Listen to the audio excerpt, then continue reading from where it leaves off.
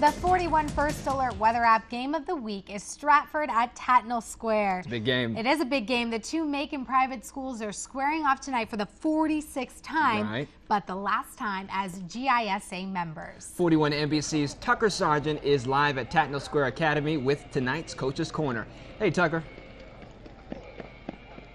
Skyler, we have a great one on deck for you tonight. It's the Eagles and the Trojans, and let me tell you, this rivalry, man, it dates back decades. You know, earlier this week I was talking to some of these kids on both teams, and they were like, you know, my dad played in this rivalry, so yeah, I know exactly how much this game means. Now, of course, the coaches are taking a little bit of a different route on this, and I did talk to them also earlier this week. It's Clint Morgan over at Tattnall in his first season, and also Mark Farabah is back at Stratford for his second term as the head man of the Eagles. Here's what the two of them had to say in this week's Coach's Corner.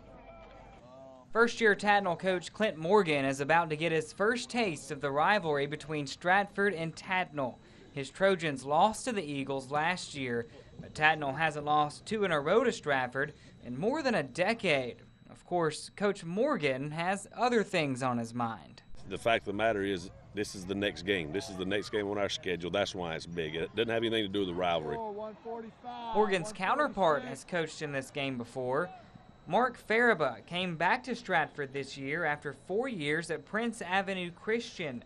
Farabah led the Eagles from 2003 to 2006. There's a lot of noise that surrounds big rivalry games, and you try to tell them, ignore the noise, just focus on what we're supposed to be doing.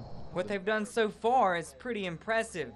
Farabah's Eagles are averaging almost 33 points each time out. Tonight, they'll see if they can keep it up against Tattnall, whose defense is giving up less than 12 points a game. It's just about being able to execute our stuff and, you know, try to do what we do better than they can do what they do.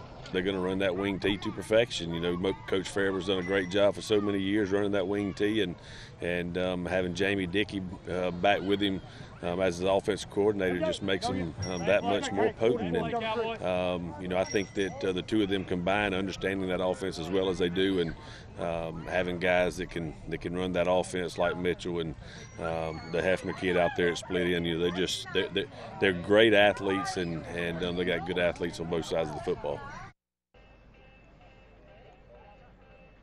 We got the Eagles and the Trojans tonight. The Eagles and Trojans are 2-0 in the region. Also, Mount DeSales, another Macon rival team for these guys. They're also undefeated in the region. Wow. But we're talking about the Eagles and Trojans tonight, and that game is at 7:30. And Chris, it's cold. I might have to get some hot chocolate before we start tonight. Are you cold already? I know. I'm usually not complaining about the cold, but we got here just in time for a good game tonight.